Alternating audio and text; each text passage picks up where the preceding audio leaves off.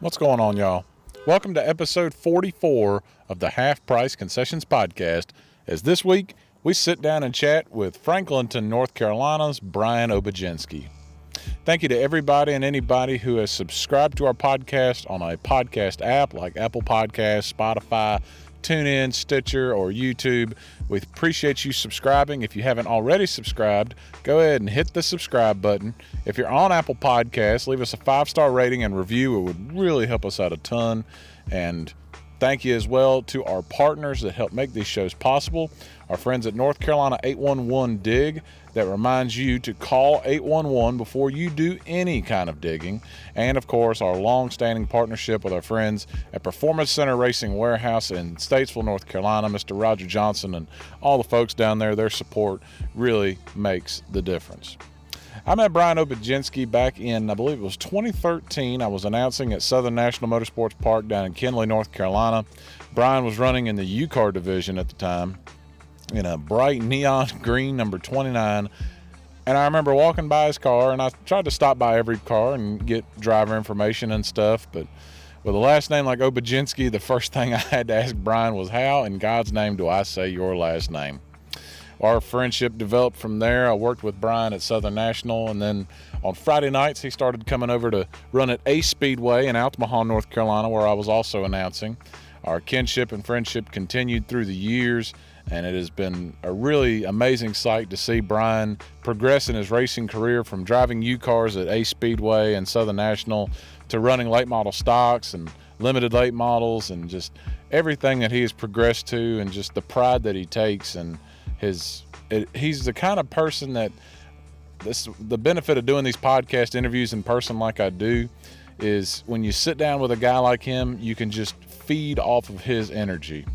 And it's an amazing thing. I truly enjoyed this conversation. I did a lot of learning myself in this conversation, and I hope that you will enjoy this one. I tell you, Brian is, above all else, he is a racer's racer. And I'm going to get out of the way so we can enjoy this episode. So let's handle some business real quick. On the other side of this break, we'll start episode 44 of the Half Price Concessions podcast with my buddy, Brian Obiedzenski. Planning on doing some digging in your yard? Your simple backyard project could quickly turn dangerous. Buried underground cables and lines are just inches below the surface. So don't forget to make one very important call to 811. Calling 811 is the first step in having your buried utilities marked so you know where it is safe to dig. 811 is free, it's fast, and it's the law. For digging projects big or small, make the call to 811. This episode of the Half Price Concessions podcast is brought to you with support from Performance Center Racing Warehouse.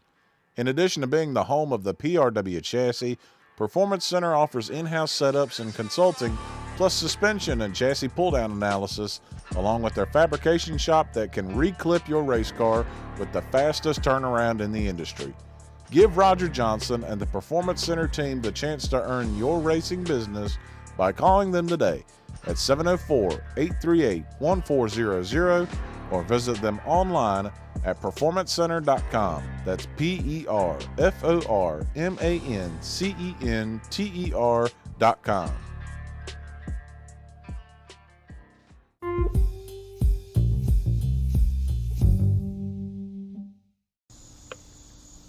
Here on the Half Price Concessions podcast, and we have made it to Franklinton, North Carolina, and my old buddy Brian Obiedzenski. We're sitting in just to paint the picture for you folks, we're sitting in my man's driveway. We got passenger cars to our right. To my left is Brian's late model. Not his U-Car, not his boat, not nothing. My man's late model is sitting right here in the family garage. So we are in darn near a perfect setting. But Obi, just good to, like I told you earlier, just good to see you, man. How has life been this year for you? It's been pretty crazy for everybody else. How's it been for you? How do you describe 2020? how do you put into a couple of sentences and summarize 2020? It's been a good year. We wake up every day and we're thankful for being around, but it's been challenging for the family. A couple of losses in the family, and definitely tough to watch the news at times. But I got 2 beautiful kids, an absolutely beautiful wife, a loving family, and we got racing around. So 2020's been all right. I did say something when I pulled up and saw the car. It looks gorgeous.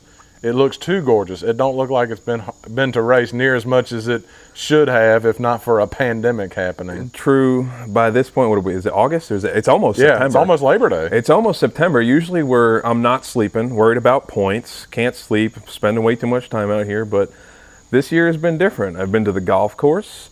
I have watched a bunch of races on TV. We've got a garden in the backyard, so we've done some different things. The car is way too clean, but she's a hot rod. Really proud of this one that we built with the help of some people, and can't wait to get it to a track. And it looks like probably next weekend we'll be at Southern National. Been waiting for South Boston to come around. Been bugging my man Grayson about trying to get some stuff drummed up there, but if we don't run a whole bunch next year, we will definitely have the cars in line to go full bore next year for some wins.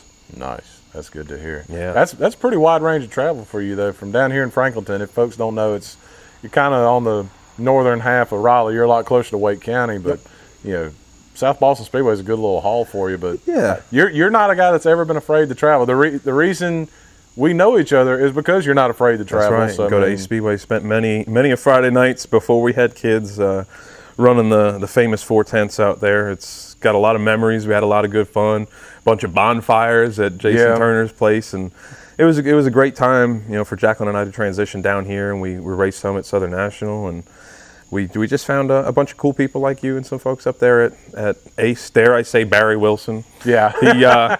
He's always been a good guy. He teases me about being the Yankee dude, but there was some good people out there, and I definitely I would like to get down there and race in the future again as well. But as for right now, we're just sitting idle waiting for everything to unfold, unfortunately. But the old days at Ace were fun. We've been to Dillon. We got wins at Dillon. Down there, Ron Barfield's place. Exactly. Grew up at Riverhead Raceway, Stafford, Thompson, Beech Ridge, Seekonk, all over the place. I love going to all the tracks. I like the challenge of learning a new place. I like the camaraderie of meeting new people and just seeing racing from multiple different vantage points.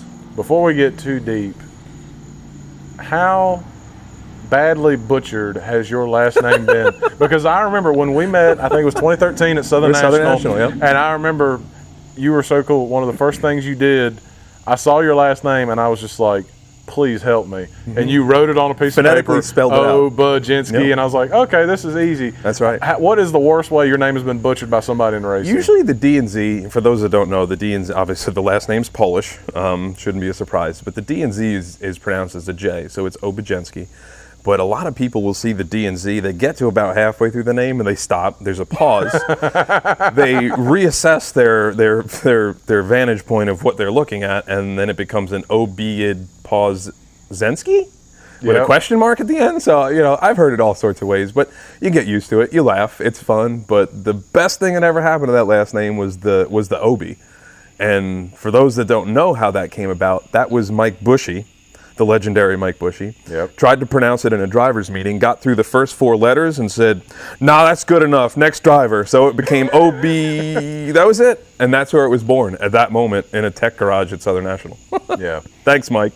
I think I just feel for your kids, because there's going to come a day when they're in whatever grade, and I feel they got 12 years. They got 12 years of it. Maybe not writing it down, but I feel for their teachers who have to go look down the roll and go, yes, I'm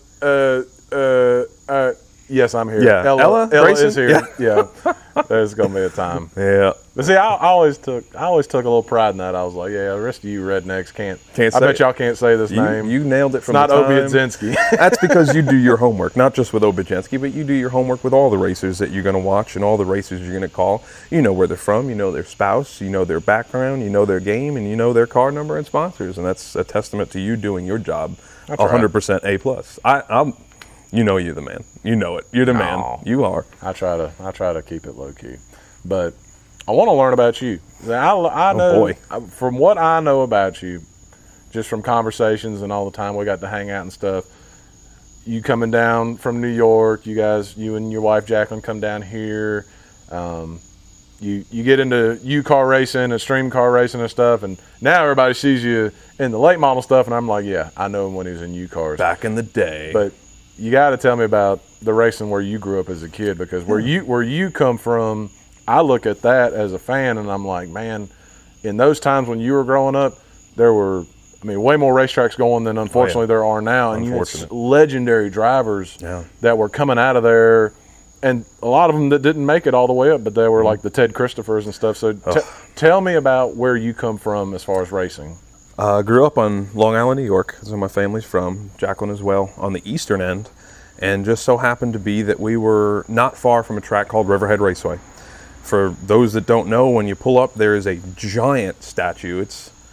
You'd have to ask the Dillners, but it's probably 30 foot tall. It's a giant wooden Indian because the town was originally founded by Native Americans. And they had their tribes all out there. And still to this day, there's a lot of Native Americans that live on the east end of Long Island. But they call it times have changed and everyone has a different term for it. But when you get to the track and you see the Indian, that's Riverhead Raceway. So I started racing there.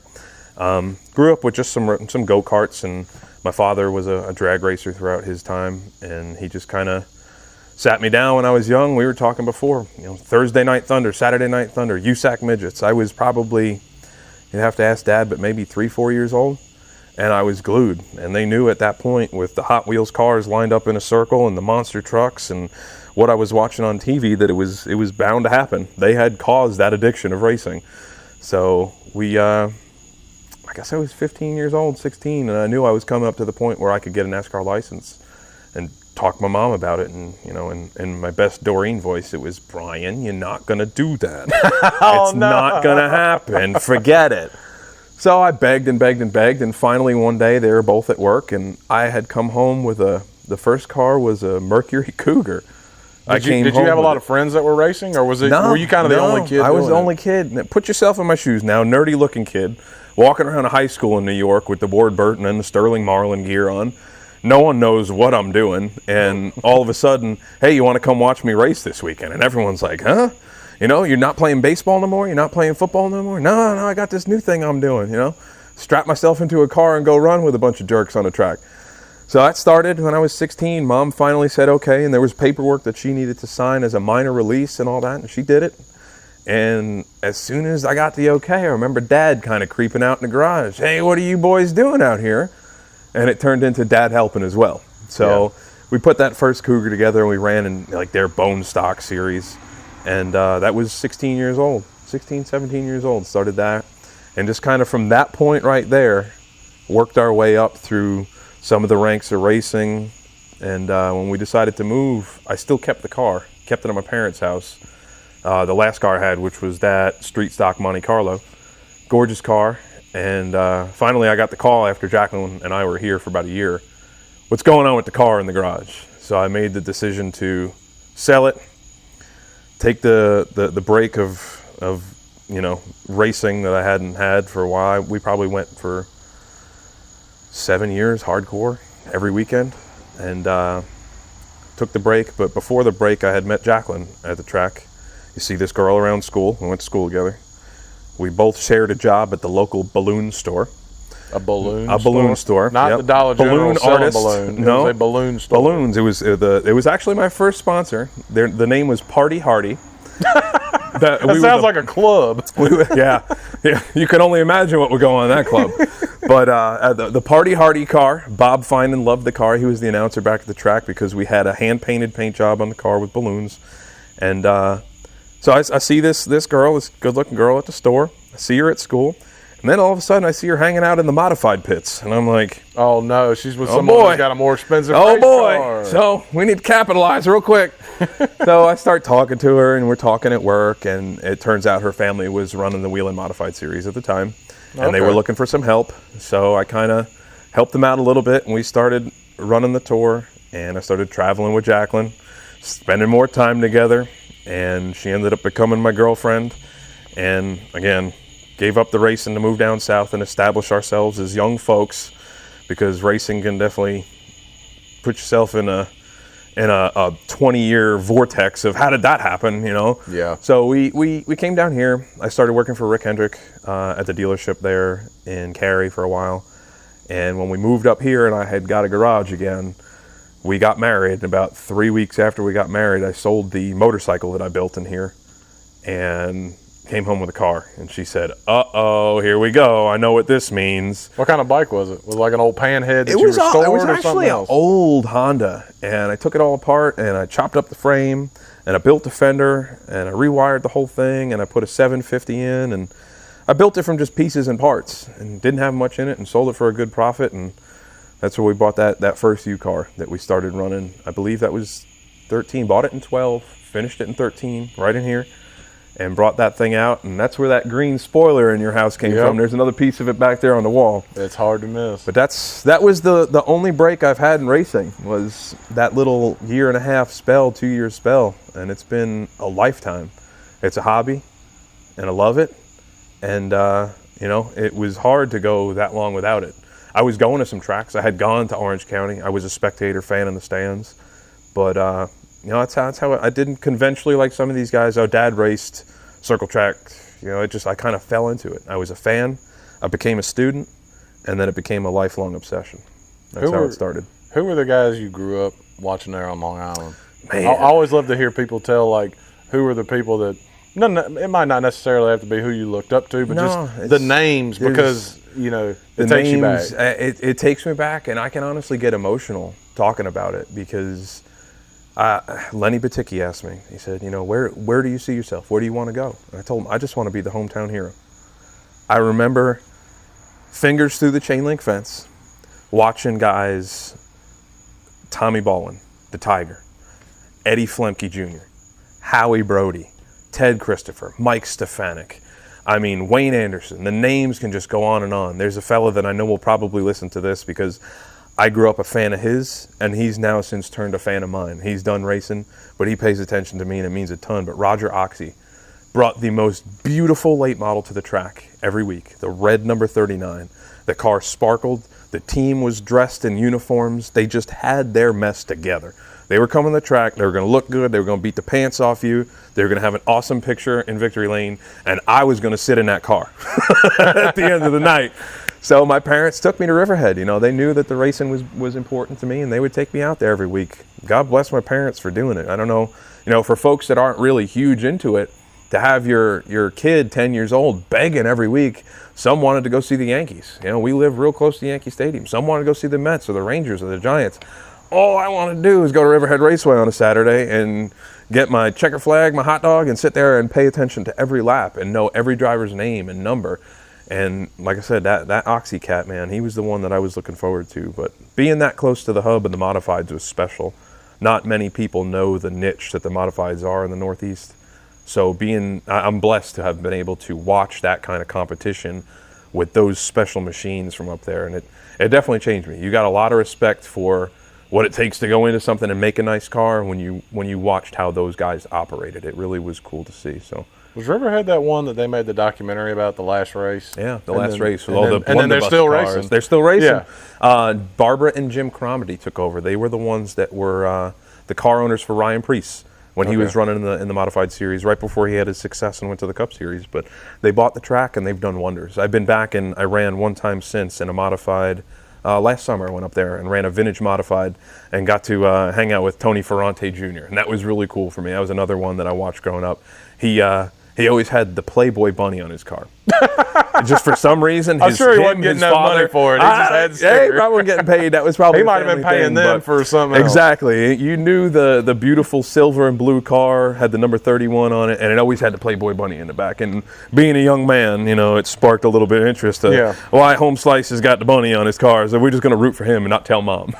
It's funny how people latch onto that stuff. Yeah. I've heard so many people talk about the Flintstone Flyer. The Flintstone Flyer. And one of the main reasons that so many people latch on to, especially kids, is because there's Fred Flintstone. Because of the Flintstone. There's a cartoon right there. Right. So it's funny how you latch on to stuff.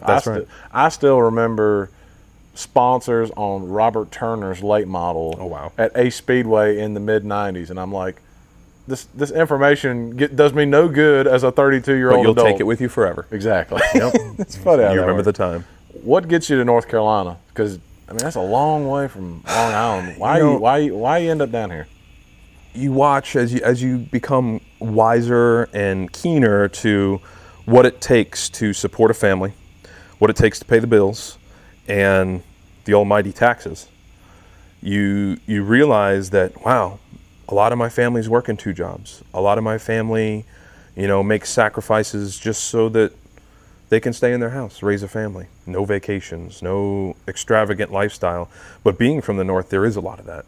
So it's very humbling. I grew up very middle class, as middle class can be. My dad has worked the same job in the aerospace world for a long time, and my mom was a saleswoman, and they both worked their ass off to be able to provide for me and my brother. And when you start to get to the age where you realize, what does a house cost? Wow, that's what a house costs. Up there. Up there, and then you look a little bit beyond that island. That island is 60 some miles long and 11 miles north to south. It ain't big, and it's overpopulated. There's a bazillion people that live there. So there's not a lot more houses. So you got to find an older one, or you got to find something that you're going to work on. So we started looking, and Jacqueline is a teacher, and the teaching jobs down here, they were begging for teachers. And with my certifications with General Motors, I could go anywhere. The job's the same, the cars are the same, they all come from Detroit. So she had looked down here, and she said, look at what the housing market is, and look at what it is for renting an apartment. Let's give it a shot. She got the job, and she actually came down before I did with her mom to kind of tour the area, and plopped in at a Hendrick's store and said, this is my boyfriend, this is his resume. And they said, when can he start? How much does he want? Wow. So that's she's a good salesman. So I said, okay, Carolina might be able to work. And she said, in Raleigh. And I looked at the map and I looked at Mooresville, and I'm like, I'd like to be a little bit that way, but this'll work. And then I got on the Google, Orange County Speedway, Wake County Speedway, Ace Speedway, Southern National, East Carolina. Oh yeah, no, that's good. That's good. We can do Raleigh. We can do Raleigh. I can go 3 hours in any direction and find me a spot. So that's what brought us here, was the idea of coming to a different financial market, financial freedom of being young folks that own a home, have a family, and we both work one job. We both still work hard, middle class. But it was the ability to come down here and take a vacation. And go out to dinner that extra one time a month, something like that you wouldn't be able to do up there, because some of the property taxes on something like this are $14,000, $18,000, $20,000 a year. Boy, that's a lot of money. Exactly. So, that's a lot of money for tires and fuel. We just won't say nothing like that to the wife. But, that's what we did, and we're very happy. The area that we're in is great to raise kids. And once you have children, everything is different. And it's different for the best. And it went from how many races can I run in one year, how many races can I win, and how many more class divisions can I move up next year, to really content with where I'm at. I've got myself plenty of wins. I don't have to prove anything to anybody. I just want to provide for my kids. And, that's really important to me. So being where we are now, I feel like Jacqueline and I are doing a good job of it. You got to sit and have dinner with the children tonight, and that was awesome. They seem like pretty good kids, I must say. So, this is where our family's gonna grow its roots and hopefully sprout grandchildren, and I'll be an angry old man sitting on that front porch talking about when I used to race in circles. You don't know what it was like back in the day. Yeah. So that's good stuff. North Carolina it is. I approve. Hey, and you're in a state where if you want to go to the beach, it's not a terrible drive. If you want to go to the mountains, it's maybe a little further for you. But exactly. You got the best of both. Want to go to the beach? Want to go hunting? Want to go fishing? Because now Ella's picked up on. You see the pink pole over there? Yeah. She's picked up on the fishing thing. So we got it all here. North Carolina. Not to sound like a tourist commercial, but come visit North Carolina. It's got everything you need. Was the racing a lot different down here than what you grew up on? Was the culture different? Tell me about that. Both ends of the spectrum, north and south. Again, it's like a north-south shootout here. But the north, not as much logistic help. Down here, you've got the ability to pick up a phone and call Mooresville and go pick up some parts same day. Captain Ron, love him to death. Hey, we need something. We didn't know we were going to need it. And he's on his way to Mooresville. He's home. We got our parts. Or a little bit of help. Or product knowledge. Max Pappas, a dude that has just taken me under his wing, and hey, next time you're coming in, let me stop and let me talk to me. I can't do that if I'm in New York. We could do email or that kind of thing, but it was that kind of difference that was shocking, eye-opening, how much easier it is to race, how many extra parts there are from some teams that we ran a couple of races on these hubs. If you want them, just go ahead and take them. We're not going to use them. Versus in the north, everything was new. There was no spare or used or old parts for the most part. And no one would, I don't want to say no one, but you're more likely to blow a tire on a track here, pull into the pits. And I've gone back at looking at my GoPros over the years, and I blew a tire on a championship night. I go back and look, I'm like, you got to be kidding me. That's Lee Pulliam changing my left front tire. Wow. And I'm like, I'm not sure what's happening here, but that's pretty cool. Yeah. So you didn't have that up in the north. You know, everyone was pretty focused on their own stuff, which is fine. That's why you're at the track. So the camaraderie was a little bit different, but it's just two different ways of going about it. Neither of them are wrong. They're just both different ways of racing. Yeah. So I meet you, I think it was 2013. You're running at Southern National, and Yep. I think they called them U cars. And it Yes. was you and Travis Miller. There's And a bunch. Yeah, that was the good old boy crew. Robert Arch. Robert, yep. Boy, I need to cross myself. Nah, I love Robert to death. He's unique, man. He's a good buddy of mine. But I do want to hear for yourself. So you're running here. You're running at Southern National. We had met, but you're racing down there, and it's not a very far drive. No. What possesses you to decide? Well, on Friday nights, I think I'm gonna drive an hour and a half to the west and come to Ace Speedway. I don't know if I ever told you this. Great question. It was really me. You promoted it. You came by and you said, "Hey, you're not racing next Saturday here at Southern National. I think you'd be a great fit down there at Ace Speedway." And I looked at Jacqueline. She said, "You know." I've never been there. We packed it up, and she couldn't go that night. And you know my sister-in-law, Alyssa. She met me down there, and I believe we pulled out of a can. Right? We pulled a number. For a start position. And man, I pulled like parking lot. Right? Brad Allen's like, "Thanks for coming. You know, your starting spot is like 71st. Excellent. Sounds great, Brad." So, you know, I kind of came up through the field that night, and I'm getting halfway through, and I'm like, all right, you know, this is not bad. And that car was handling okay. Could have been better, but I had no idea what to expect. And I pull up on the cone restart next to Barry Wilson. Old number 7. Old number 7. The car was orange, and he was angry. And we raced, him and I think there was 10 laps after that restart, and we raced door handle to door handle. Never touched, never rubbed. And I remember he got out and won the race. I finished second, and Alyssa was ecstatic. She was jumping on the hood of my truck. She was so excited. And he gets out, and he said, I don't know who that guy is. I don't know who that guy is. That was good racing. I don't know who that is. And you said, well, that's Brian Obiedzenski out of Franklinton. And he said, Brian on a jet ski. Yeah, on a jet ski. I ain't never heard of him, but he don't sound like he's from here, but I'll go talk to him. And that was it. He walked up that night, and that was one of those nights that we sat on the tailgate, and he don't drink beer, but we sat on the tailgate and drank, I believe, Mountain Dews is what he was supplying. And we just learned about each other. And he was a good guy. You know, I had watched him race before. Like I said, I had driven out there and seen the track and watched him race. And I knew he was the man to beat. So the whole time I'm sitting there, I'm saying to myself, I could beat this dude. I'm going to come back next week and do it. Yeah. And we ran, that was the year, man. That was a stacked field that year. That was Keith Brame, Michael Neal, me, Barry. I think Ben Walker might have been. Ben Walker was in there, Robbie Church. There was a bunch of us that had some really good equipment that year, and that was a lot of fun. So we just kept going back. I went to Southern National as I could.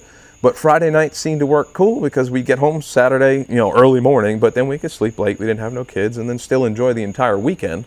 Yeah. That kind of racing didn't require the 25 hours a day laboring and setup and planning and expediting that this does. So it was fun. So we ran the whole year there. I think I missed the championship by like 5 points. I was thrilled. I won Rookie of the Year. I got a trophy over there somewhere. I just enjoyed it. It was fun. It fit the budget. It was good racing. The fans were fantastic because it didn't matter what division. They were jumping up and down in the bleachers. You were screaming and hollering in the mic, and they were loving every second of it. Yeah. And they'd come and visit after the races, and no one cared that I wasn't from this area. Yeah. They all just knew they liked the color of the car. I was racing well, and it was a warm welcome in Alamance County. So it was a fit for me, and we continued to do it for a couple of years till we finally won that championship in 15, and that really meant a lot. That was like, okay, that's my new home. That's the new home. So that was always a selling point for us, was come on and race here, and then you can have Saturday to go to the lake. So that actually was a selling point. Yeah, absolutely. Me and Brad Allen were pitchmen. That was our pitch. You're selling the Friday night thing, You're selling the Friday night thing. And I had a Friday night track 30 minutes from here, but I got on 85 and went down that way because it just was fun. That track, you can't overdrive it. And you watch a guy, again, reading the magazines, being a student of the sport, you watch a Barry Beggarly, who I'm just obsessed with. I'd be embarrassed to tell him that, but everything the guy does is just like, in my mind, it's like perfect. Yeah. But you watch a guy like him, R.D. Smith, you can't overdrive the track. You got to be the driver that you need to be at that track, and I enjoyed the challenge. I really did, and I finally figured it out. And then they went and changed the inside of 1 and 2, and I lost it and moved this there and that. So I'll have to figure it out when I come back. But it was always when I come through the gates there, it's just the little bit of feeling of, this is home. This is one of the tracks, like Southern National is to me, that I can say it just feels right here for me.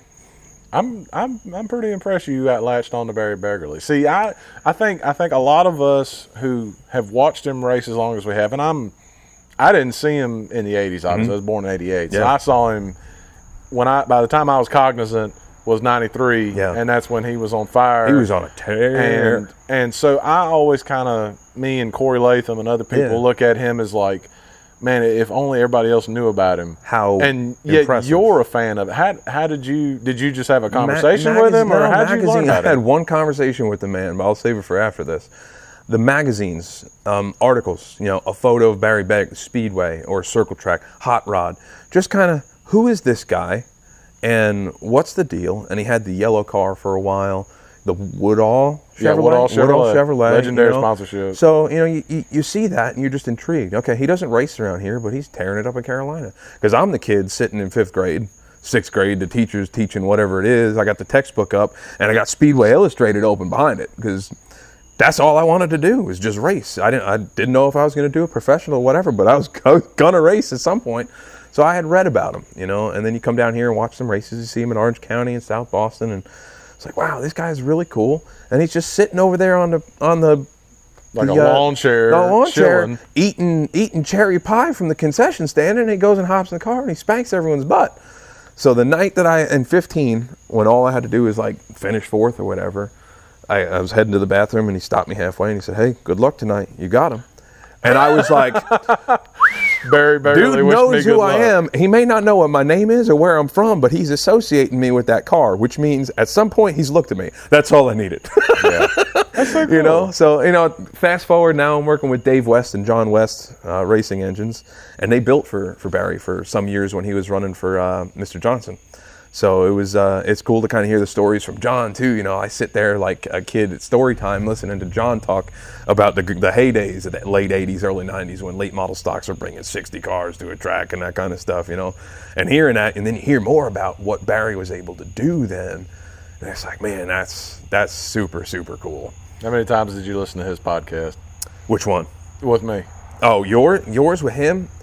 Because he was giving, I'm embarrassed to say, because if you go back and look at the counts, you can be like, man, that one's got a whole lot of views. It was probably 10 times, honestly. Just sitting there listening to him, because he's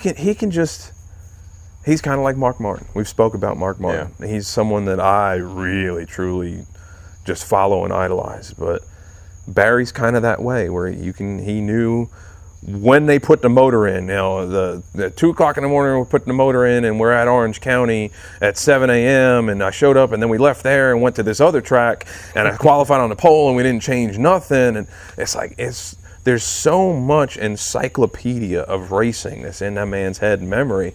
I just want to dig through it and read through it. One of these days I'm going to find him somewhere and be like, hey, you got time? I'm going to buy you breakfast or lunch and we're just going to sit and I just want to hear you talk about racing. That's all I want to do, Well, hey, if you ever come visit me, we'll go see Barry. I'm 20 minutes from his house. Hey, that'll work. You can go in there and look at all the trophies. But I'd love it. That keys in on something that has finally just really occurred to me. We're talking about all these people you looked up to as when you were a kid, a future racer, and still as a racer now. I'm not hearing the Jeff Gordons, the Jimmy Johnsons, the Kyle Bushes. I'm hearing local guys. Alan Kowicki's on your shirt. Yeah. Is that just because you identify with that more, or is that just that's all you aspired to be? Was the local guy? Again, the local guy. Everyone went through their Dale Jr. phase or whatever phase, or you were pulling for him on a Sunday. But all I wanted to be was that guy on a Saturday. That guy that showed up with the trailer and the 2 guys. There was just something cool about that. And then to see a guy like that win, and then see someone get emotional in victory lane. Okay, why is this guy emotional? And then you hear a family member had passed that week. And you're like, well, why is he at the track? But now you get it, and a Kulwicki who went as far as he did to the upper echelon of racing, calling his own shots and wanting a half-inch shorter A-arm. That kind of stuff, that knowledge, that correlation between butt in seat, mind, and on paper. If you can get that right and make that happen, in my mind, you're a superstar, and you deserve more credit for that. I got to talk with... you're not just hopping in the seat and driving, you're working on it. Always been a huge Schrader fan, and I got a call from Speedway Illustrated a couple of years ago. It was the year we won the championship at Kinley in 18, and they said, you've been nominated for the Kenny Schrader Real Racer of the Year award. And I about piddled my pants, because here I am, I've met Kenny a couple times, spoken very briefly with him, but that night when I walked in that room, I was shaking, just, I can't believe that someone from somewhere else in the country saw enough in me to know what I'm doing and how I'm doing it. And I'm not one to gloat on social media about doing it all myself, like, that's not the purpose of it. The purpose is I want to be at the track, and whatever it's going to take, I'm going to do it. What sacrifices of missing weddings and birthdays and stuff that I feel guilty about sometimes, but I just know that the family wants me to do well and that they're understanding of it. But man, I walked in that room that night and Kenny was standing there, and so I believe it was Carl from Speedway. I said, this is Brian, he's one of our nominees, and he shook my hand. He said, they told me about you, you're doing a great job. And I was just like, oh man, it doesn't matter if I win another race, don't win another race, don't drive again. A guy that's hardcore like that, this as old as he is, still driving 70 races a year, having fun, because it's about the fun. He don't care if he finishes ninth. Yeah, he's not happy, but he's there, he's at the track. He's gonna drink his beer in his red Solo cup and he's thrilled. Hearing something like that was a pinnacle. Someone that I looked up to as an owner, driver, mechanic, promoter themselves, saying that to me, goosebump chills. I've done everything I wanted to accomplish, and I get some messages of encouragement all the time from Mark Martin, which is another, I can't put a price on that. It's just so cool that people are watching that know what it takes because they did it before they hit it big, and they're paying attention and giving me the attaboy kudos. That's what grassroots racing is about to me. It's about the late nights out here when all these lights in the neighborhood are out and I'm lighting the neighborhood up, welding up something, and everyone's like, this guy's like a mad scientist in his garage. He's out there at 2 a.m. A lot of people don't understand it, but for your peers in the racing world to understand how you're doing it, what you're doing, and at the level that you're competing at, that means the world to me. Absolute world to me. So back on to you. So you've ran the U car, the 4-cylinder, for a couple of years. You win some championships. You win a lot of races. Bunch of races, yeah. We did well. What gets you in the big car? I had opportunity come up, and I had a car owner tell me, I was at South Boston. We were testing for the, what were we testing for? Southeast Mini Stock Series. Yeah. You want to migrate in here? You might hear a shuffle. I'm going to keep the microphones on. But it's starting to pitter-patter a little bit on us here at Carolina the shower. Yeah. So as we sit back down. We were testing at South Boston, and we were going down for Bob Guptill's Mini Stock Series. New tires that we had never run on, and I blew the motor in that little pure stock car that we had. And car owner walked up and he said, you don't get enough credit for what you do and how you promote your sponsors. And I'm going to give you the opportunity to drive this car. You maintain it, and I want you to be at these races, and that's what I want you to do. And I just want to keep it secret. And I shook his hand, gave him a hug, and I said, no one's ever given me a shot like this before. And we won out, and that was 2016, year after the big year at Ace. And in my fourth or fifth race, went to victory lane. And I had just started kind of bouncing some stuff off of Deke McCaskill. And he's become a great friend of mine. Really enjoy working with him. Just enjoy being friends with him. He's got a family and girls, and he's racing. He's hardcore, doing it kind of this way as well. But I won that race, and he came to victory lane. And everybody turned their head like, what's going on here? Who's this guy? Deke's down there, congratulated him, gave me a hug in victory lane, and everyone was just really proud of me. And a couple of people said, just watch out. When he gets his mind on something, he's just going to continue to plug away at it and get it right. And we finished third in the points that year, won Rookie of the Year, and came out the next year and just about won the championship that year. That was a big scuffle that we got turned around. Lap 1, turn 1, coming to the green flag, and it was, I hate to call it racing, but it was just racing drama, maybe we'll call it. So we should have been 17-18 championship, but 18 we won the Charger championship. 19 I did the stupidest thing I've ever done, and I decided I was going to run full-time Charger, full-time limited late model. 2 classes, 1 track. It was like 20-some races, and they would run 1 race, and then I'd have 2 races to pull 200 pounds of lead out of the car and change the carburetor and the springs and move stuff all over the place with just me and 2 guys helping in the pits. Yeah. And that's not for those of you listening, that's not unbolting some Legos off a tour. That's work. And then, you get done racing your Charger race, you do well, and all right, fall in line, you qualified, inside Boo Boo Dalton and outside Bradley McCaskill.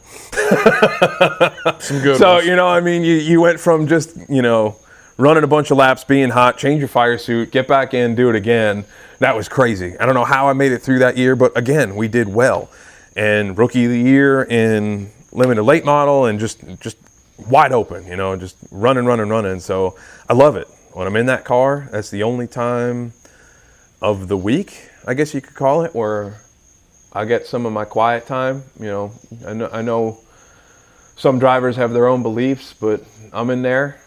It's me and God, and you're thankful for getting the opportunity to do stuff like this. You're thankful for your family, and you reflect and you speak to them, and they drop the green flag, and that is everything that you live for. When the flag drops, the RPMs come up, you smell the fuel, you feel the heat, you see the fans, you dive off into the turn with some of the best around, some of the best equipment, especially at Southern National. You're booking down in there, and you get through 1 and 2, and the tense moment of, okay, everybody, let's fan out here.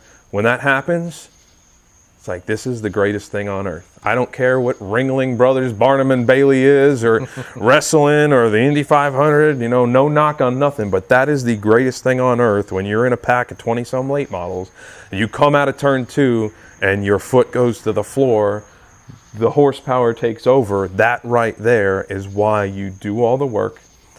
I promote myself. I'm all over social media. I work with these sponsors. It's more than just holding the steering wheel, but I do all that because I love holding the steering wheel, if it makes sense. It does. That's why I do it. When we got to the big car, there was no looking back. This is where I needed to be, and I've earned a lot of respect from people that I never thought would have been watching. And again, it means a lot. I know that feeling. I had never raced, and I don't know if you were ace yet or not. I don't think you were. You ran the extreme car. Yeah, it was a deal we put on social media. If we got enough likes on the Ace Speedway page, Tyler was hopping in. Yeah, that I'd hop in a non-points race. That's right. I did not know. I practiced the car a couple times, Okay. but I'm still announcing tonight the Southeast Limiteds were there. Double duty, but a different type. According to witnesses, Brad Allen made the other boys swear in blood, don't touch the 55 No one's car. going to touch the Please car. don't wreck him. But I remember I almost wanted to back out because it's intimidating, and it's. I know First it's just time. Oh, you. yeah, first time. And Brad Allen told me something that you just echoed. He said, "I want you to fall off in turn 1 and see how that feels." And I'm like, "Yes." Now I understand what you. Brad used to talk about it on your Ace Hour, and I'd be in this garage getting ready for Friday night, and it was Wednesday or Thursday. Yeah, I think it was Wednesday nights at 6. And he would say, "There's nothing in the world like coming down and getting off in turn 1." And it's just it's a split second on the track. You feel it. Wow. No one knows that all your organs inside your body go to the right, and that your mouth kind of feels dry. And like, it's a feeling that you can't describe. It's not like being on a roller coaster, because it's not. You're not going up. You're going real hard left. It's an amazing feeling. I forgot to breathe. Brad told me. I've heard about I was sitting guys. there. I was like, I didn't know when to breathe, and I wasn't even going fast. And he's like, breathe on the straightaways. You can hold it on the corners. And I was like, I had to think get in that breathe. rhythm. Get in that rhythm. I've heard of guys holding their breath the whole time they qualify. They get out of there out of breath, running 2 laps qualifying. What's wrong? I forgot do to that? breathe. No. You breathe. No, I breathe. I mean, you got to breathe. If you want to hit your marks, you got to breathe. I got you. Got to breathe. Man, that's such good stuff. See, that's what makes it so sad that this thing you haven't been able to race much this year because of all this stuff. And I don't think there's more fans than drivers, obviously. Yes, absolutely. So I think for them, they make it go round. For them, it is, okay, I've got to find something else to do with my Friday and Saturday nights for entertainment. But for you, I mean, it's disrupting what is kind of your happy place. Yeah, honestly, the toughest part about it is my partners, the sponsor commitment coming in for the year. You market yourself, you explain the return on investment that the restaurants and the roofing company, that these people will see, because I work tirelessly to make sure that the people support me get more than a quarter panel.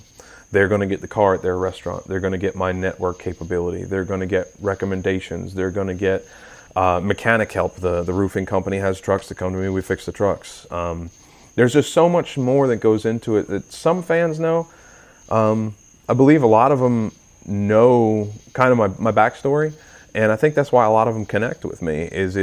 I'm the regular average Joe just somehow making it happen, and everyone knows the effort that I'm putting forth to make sure the sponsors are getting what they deserve as a motorsports marketing partner. And that's what's been hard for me, is to know that during this pandemic, I'm not really able to fully fulfill my duty as a driver, because again, it's more than holding a wheel. It's representing those people. It's representing the employees of that business, those companies. It's representing the families of those employees that come out to support me at the tracks. And I'm not able to reach them right now because of the 6-foot social distancing and the masks and not being at racetracks like we should be. So that's been the most difficult part that weighs on me, is that we've got this beautiful new car that Ready Roofing has worked with me to build, but man, we're not at a track. Yeah. And man, I can't go to some of their street fairs that they were doing, or some open houses. We can't be there because we're doing the right thing, trying to get this pandemic ended so we can go run 90 races next year or something like that. Just outrageous, because this car needs to be seen. This car needs to be seen in Victory Lane, and it will get there.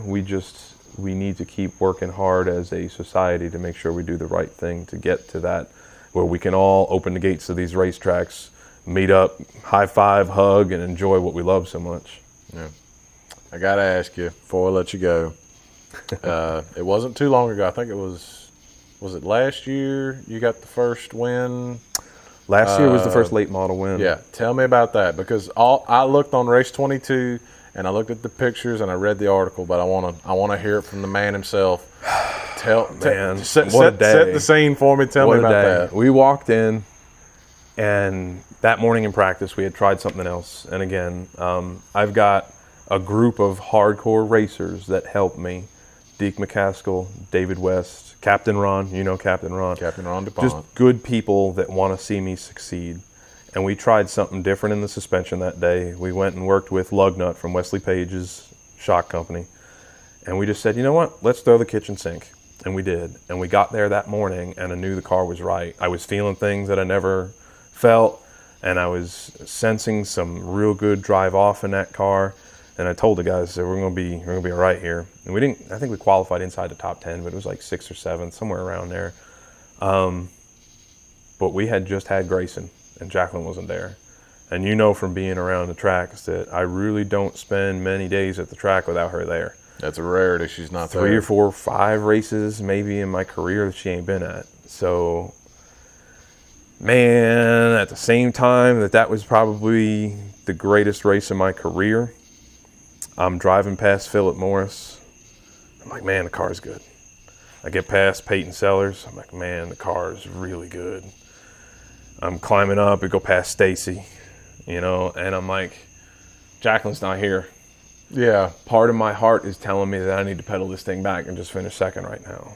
And this is all going on while I'm driving a race car. Driving a race car. I'm thinking about my baby boy and Ella, because she loves being at the track. And I get clear on a restart, and I got to chase down, man, who did I chase down for that win? Rusty? Rusty Daniels. Yeah. Chase down Rusty. And we got up in there, and there was like 2 laps left, and I caught him, and Ron's screaming in my ear, you got the better car, you get the better car. And I saw my opportunity going into 3, and he was just real tight. So I knew if I took a high entry and came down real low, try and hug the line and get a run off, I'd get it. And I did. And I came out the other side in front of him, and I saw the white flag, and I was like, for sure that's wrong. Like, it's got to be 60 more laps in this race, you know? And I just said to myself, you know what, Brian, today's your day. Make this happen. And I went down into one, and I drove the lap of my life. And I had passed him with a lap to go, and I think when we came across the stripe, we were 4 or 5 car lengths apart, and I was in one lap. I hit my marks. I did it for my family. I did it for my sponsors. I did that for my friends. I did that for the fans that have been behind me for years. And when I got to victory lane, I couldn't talk. I busted out like the little girl that just got the Barbie doll house on Christmas morning, and I wasn't ashamed of it, because that was 20-something years of busting my tail to try and win a race in extremes, a race in street stock, a race in Chargers. Man, I just beat legitimately some of the best drivers that I've looked up to for years. I mean, you look at a guy like Peyton. Yeah, Peyton's won everything. He's done it all, and he's class act. His brother, HC's the same way. Great guys with race cars. You know, but he doesn't sink in that moment. When it sinks in is when he comes over and says, hey, the next week, man, I didn't get stopped by. You know, I was frustrated with my car, but congratulations. I'm really proud of you. Again, going back to people are paying attention to me, and I didn't realize that. I don't expect them to. I'm just there to have a good time with my buddies and try and do the best I can and support my people. But when you got guys that are taking time out of their busy schedule at the track to walk over and say, great job, you know, you outdrove me, great job. What else can you ask for as a driver? And did it clean? Because, you know, I don't run Didn't people, dump them. don't dump people, don't wreck people. I don't think I ever have. I've been dumped plenty of times, and I'll let them go because it's just not me. I know what it takes. I only have X amount of equipment to get me from March to November, and I got to make it last, so I can't get wrapped up in that. But then when the equipment's good, it's a different world, you know. I get to work on Monday, and man, I put that trophy on the toolbox at work. Look what I did this week, you know. You guys don't even know what that is, but look what I did. I was proud of myself, because you question yourself as a driver so much. Am I doing it right? Am I driving it in deep enough? Am I suggesting the right changes to my guys? Do I have what it takes? Am I too old? Are these young bucks doing it because they don't have a family and they'll put it 3 wide and don't care? So there's a lot that goes through your mind, but then you get back home, you wake up Sunday morning, you come home from church, and you open that phone and you look at the Facebook and the Instagram and the texts and the emails and all of these things. You start reading through the comments.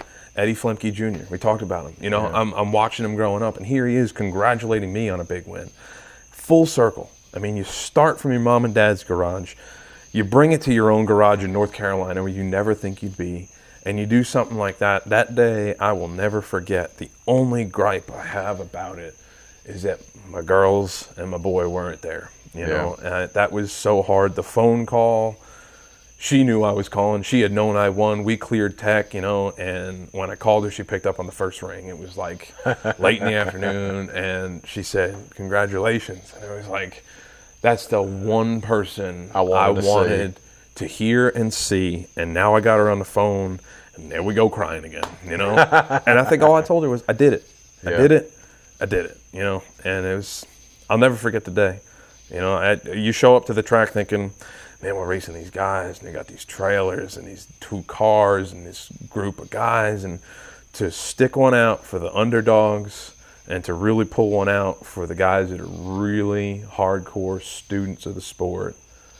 I'm just proud that I got to get my name on that line to kind of fit me in there a little bit as the New York kid that came down, but I did it, you know, and they can't take that away from me. And I hope with this new ride, because that was a 26-year-old car.